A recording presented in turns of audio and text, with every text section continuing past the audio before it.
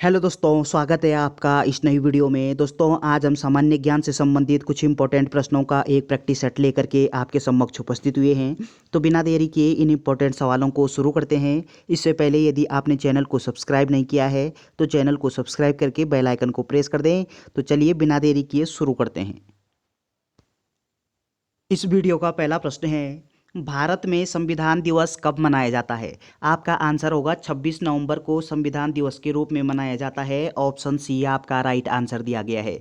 अगला पॉइंट आपको क्या ध्यान रखना है कि भारतीय संविधान को बनाने में 2 वर्ष 11 माह 18 दिन का समय लगता है, ये आप जानते हैं। संविधान बन करके कब तैयार होता है, तब आपका आंसर होगा 26 नवंबर 1949 को संविधान बन करके तैयार हो जाता है। इसलिए 26 नवंबर को भारतीय संविधान जब तैयार होता है तो 26 नवंबर को संविधान दिवस के रूप में मनाया जाता है। ऑप्शन सी आपका राइट आंसर हो जाएगा। अगला प्रश्न है, निम्नलिखित में से कौन संविधान सभा के अध्यक्ष थे?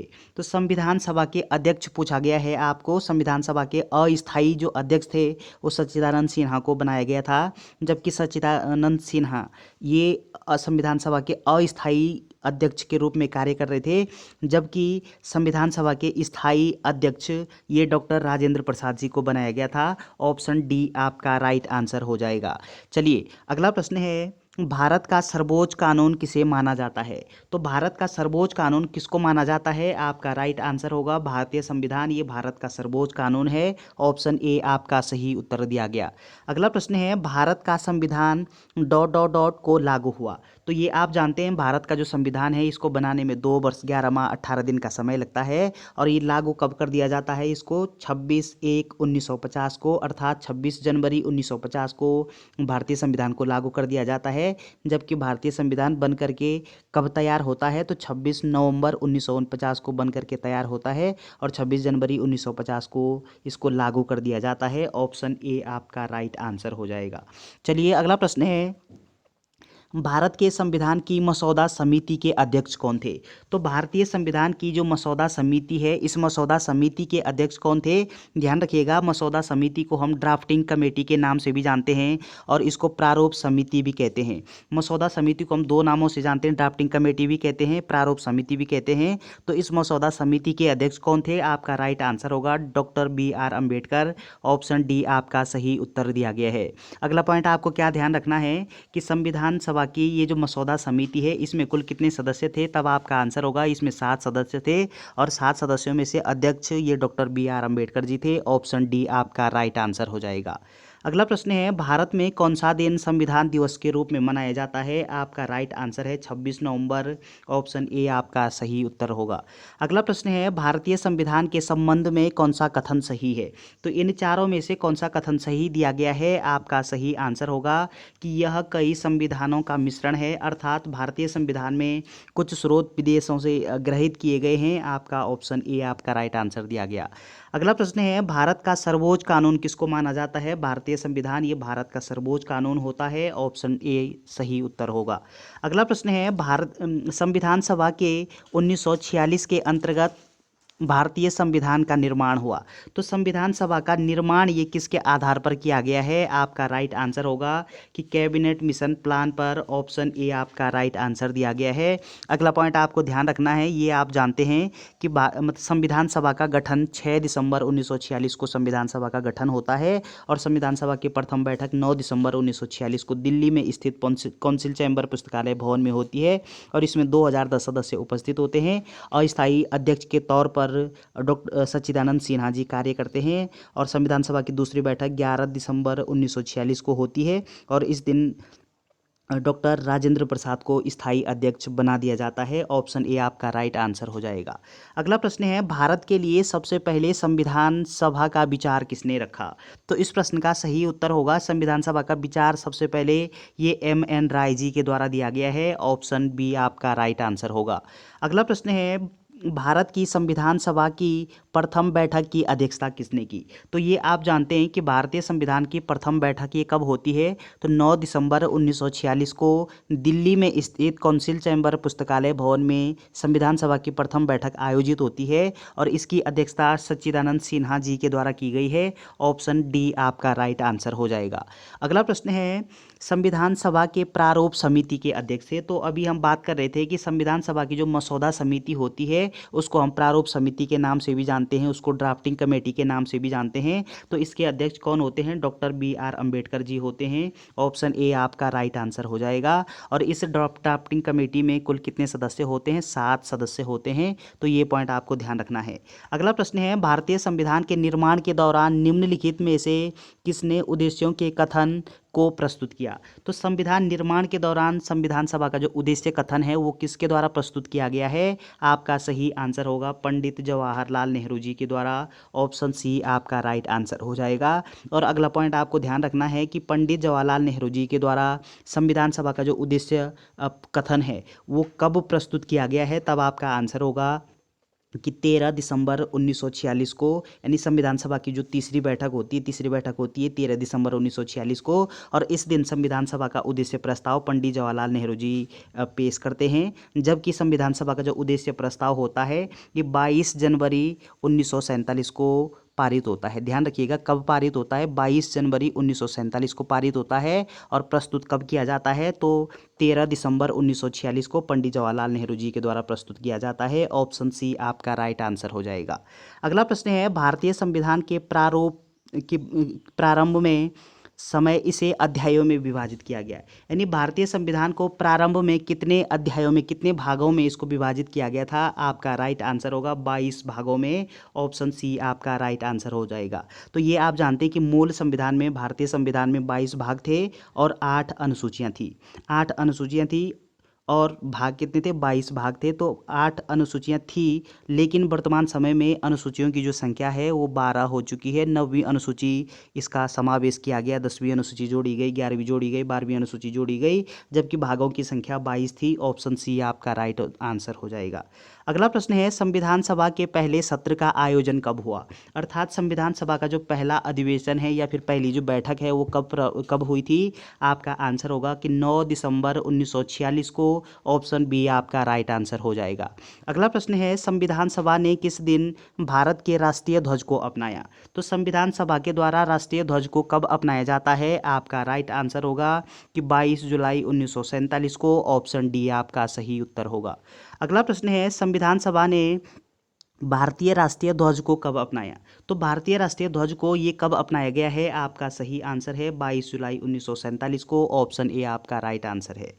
अगला प्रश्न है, भारत का राष्ट्रीय प्रतीक भारत सरकार द्वारा कब अपनाया गया था? तो भारत के जो राष्ट्रीय प्रतीक हैं वो भारत सरकार के द्वारा किस दिन अपनाया गया है? आपका राइट आंसर होगा 26 जनवरी 1950 को। ऑप्शन सी आपका राइट आंसर दिया गया है। अगला प्रश्न है, भारत एक गणतंत्र है, गणतंत्र का मतलब क्या है? तो भारत क्या है? एक गणतंत्र राष्ट्र है। और इस गणतंत्र का मतलब क्या होता है, इस गणतंत्र का अर्थ क्या होता है? आपका सही आंसर होगा कि राज्य का प्रमुख उसके लोगों द्वारा परोक्ष रूप से चुना जाता है। ऑप्शन सी आपका राइट आंसर दिया गया है।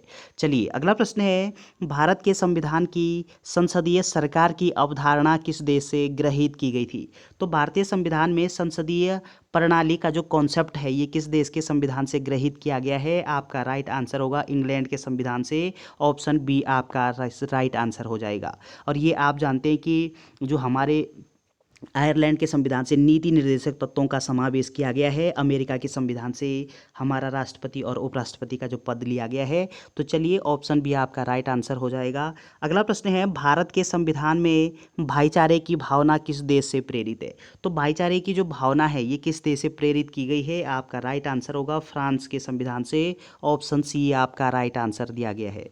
अगला प्रश्न है, भारत के संविधान में स्वाधीनता और बंधुता को शुरू करने का विचार किस देश से प्रेरित था? तो स्वाधीनता और बंधुता को प्रारंभ करने का जो विचार है वो किस देश से प्रारंभ लिया गया है? आपका राइट आंसर होगा फ्रांस के संविधान से। ऑप्शन ए आपका सही उत्तर दिया गया। अगला प्रश्न है, भारतीय संविधान के मौलिक कर्तव्य किस देश के संविधान से लिए गए हैं? तो भारतीय संविधान में हमारे जो मौलिक कर्तव्य हैं वो किस देश के संविधान से अभिग्रहित हैं? आपका राइट आंसर होगा सोवियत संघ के। ऑप्शन सी आपका राइट आंसर हो जाएगा। और ये आप जानते हैं कि हमारे जो मौलिक कर्तव्य हैं उनकी संख्या कितनी है? मौलिक कर्तव्य हैं हमारे वर्तमान समय में 11। ऑप्शन सी आपका राइट आंसर हो जाएगा, रूस के संविधान से लिए गए हैं। अगला प्रश्न है, भारतीय संविधान में उल्लेखित आपातकालीन प्रावधान किस देश के संविधान से लिए गए हैं? तो आपातकालीन जो प्रावधान है ये इनका समावेश जर्मनी के संविधान से किया गया है। ऑप्शन सी आपका राइट आंसर हो जाएगा। और ये आप जानते हैं कि आपातकाल का जो प्रावधान है वो भारतीय संविधान के भाग 18 में किया गया है। किस भाग में किया गया है? भाग 18 में किया गया है। और भारतीय संविधान में 3 प्रकार का आपातकाल होता है। कितने प्रकार का होता है? 3 प्रकार का आपातकाल का प्रावधान भारतीय संविधान में उल्लेखित है। 3 प्रकार के कौन कौन से होते हैं? नंबर 1 होता है आपका राष्ट्रीय आपात, नंबर 2 राष्ट्रपति शासन, नंबर 3 वित्तीय आपात। तो राष्ट्रीय आपात का जो प्रावधान है वो भारतीय संविधान के अनुच्छेद 352 में किया गया है। राष्ट्रपति शासन का प्रावधान भारतीय संविधान के अनुच्छेद 356 में किया गया है। जबकि जो वित्तीय आपात का प्रावधान ये भारतीय संविधान के अनुच्छेद 360 में उल्लेखित है। जर्मनी के संविधान से ये लिया गया है। ऑप्शन सी आपका राइट आंसर हो जाएगा। अगला प्रश्न है डॉट डॉट 1950 में भारत का हिस्सा बना था। तो 1949 में भारत का हिस्सा त्रिपुरा बना था। ऑप्शन डी आपका राइट आंसर हो जाएगा। अगला प्रश्न है भारतीय संविधान के कौन सा भाग केंद्र शासित प्रदेशों से संबंधित है? तो केंद्र शासित प्रदेशों से संबंधित भाग कौन सा है भारतीय संविधान का? आपका राइट आंसर होगा ऑप्शन ए। चलिए अगला प्रश्न है 21 जनवरी 1972 को का गठन किया गया था। तो 21 जनवरी 1972 को किसका गठन किया गया था? मेघालय का। ऑप्शन सी राइट आंसर हो जाएगा।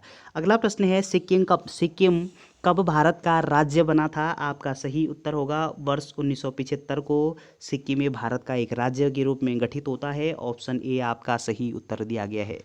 अगला प्रश्न है किस वर्ष गोवा को महाराष्ट्र के साथ विलय करने का विकल्प दिया गया था? तो गोवा को महाराष्ट्र के साथ विलय करने का जो विकल्प है ये वर्ष 1967 में दिया गया था। ऑप्शन बी आपका सही उत्तर हो जाएगा।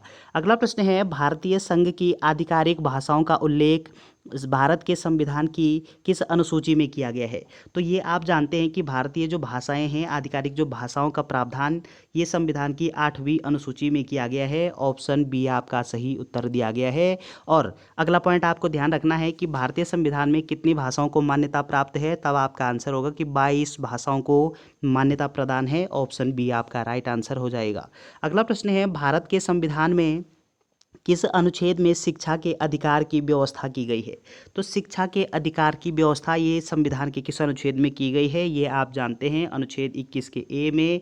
ऑप्शन डी आपका सही उत्तर दिया गया है। तो भारतीय संविधान के अनुच्छेद 21 के ए में उल्लेखित है कि 6 से 14 वर्ष के जो बच्चे हैं उनके लिए निःशुल्क एवं अनिवार्य शिक्षा का प्रावधान किया गया है। ऑप्शन डी आपका राइट आंसर हो जाएगा। अगला प्रश्न है भारतीय संविधान का भाग सेकंड निम्नलिखित में से किसके बारे में उल्लेख करता है? अर्थात भारतीय संविधान का भाग 2 में किसका प्रावधान किया गया है? आपका सही आंसर है नागरिकता का प्रावधान। ऑप्शन ए आपका सही उत्तर दिया गया। तो भारत के संविधान में नागरिकता का जो प्रावधान है वो भारतीय संविधान के भाग 2 में किया गया है। और इसका जो उल्लेख है वो किस अनुच्छेद में किया गया है? तब आपका सही आंसर होगा कि अनुच्छेद 5 से लेकर के अनुच्छेद 11 नागरिकता का प्रावधान किया गया है। और जबकि मूल अधिकारों का जो प्रावधान है वो भारतीय संविधान के भाग 3 में किया गया। और संघ और इसके क्षेत्र का प्रावधान ये भारतीय संविधान के भाग 1 में उल्लेखित है। चलिए ऑप्शन ए आपका राइट आंसर हो जाएगा। अगला प्रश्न है भारत के संविधान में मौलिक अधिकारों को पारित करने का विचार किस देश के संविधान से प्रेरित था? तो आपका सही आंसर होगा अमेरिका के संविधान से। ऑप्शन डी आपका राइट आंसर हो जाएगा। और ये आप जानते हैं कि भारत के नागरिकों के लिए वर्तमान समय में कितने मौलिक अधिकार हैं? तब आपका आंसर होगा कि वर्तमान में 6 मौलिक अधिकार थे, किंतु मूल संविधान में 7 मौलिक अधिकार थे। 7वां जो मौलिक अधिकार है संपत्ति का मूल अधिकार, संपत्ति के मूल अधिकार को उसको हटा दिया गया है और उसको वर्तमान समय में अनुच्छेद 300 के क में रख दिया गया है। और एक प्रकार का संपत्ति का जो अधिकार है वो कानूनी अधिकार बना दिया गया है। ऑप्शन डी आपका राइट आंसर होगा। अगला प्रश्न है भारतीय संविधान का भाग 3 किस विषय से संबंधित है? तो भाग 3 में किसका प्रावधान किया गया है? ये आप जानते हैं कि मौलिक अधिकारों का प्रावधान भाग 3 में मिलता है। ऑप्शन सी आपका सही उत्तर दिया गया है। और जबकि ये आपको ध्यान रखना है कि मौलिक अधिकारों का प्रावधान ये किस अनुच्छेद से कहाँ तक है, तो आपका आंसर होगा कि अनुच्छेद 12 से लेकर के अनुच्छेद 35 तक ये हमारे मौलिक अधिकारों से संबंधित अनुच्छेद है। ऑप्शन सी आपका राइट आंसर हो जाएगा और अमेरिका के संविधान से अभिग्रहित है। अगला प्रश्न है निम्नलिखित में से कौन सा विकल्प भारतीय नागरिक का मूलभूत अधिकार नहीं था? तो कौन सा विकल्प है जो भारतीय नागरिक का मूलभूत अधिकार नहीं था। इन चारों में से आपका सही आंसर होगा निजता का अधिकार। ये भारतीय नागरिकों का मूलभूत अधिकार नहीं था। ऑप्शन बी आपका सही उत्तर दिया गया है। जबकि ये आप जानते हैं कि वर्तमान समय में 6 मौलिक अधिकार हैं। उन 6 मौलिक अधिकारों में से समानता का अधिकार है, जीवन जीने का अधिकार है, शोषण विरुद्ध के अधिकार है, यानी निजता का जो अधिकार है इसका प्रावधान नहीं किया गया है। ऑप्शन बी आपका सही उत्तर दिया गया है। तो चलिए दोस्तों, ये 35 इंपॉर्टेंट प्रश्न थे। वीडियो अगर आपको अच्छी लगती है तो चैनल को सब्सक्राइब करना ना भूलें। Thanks for watching.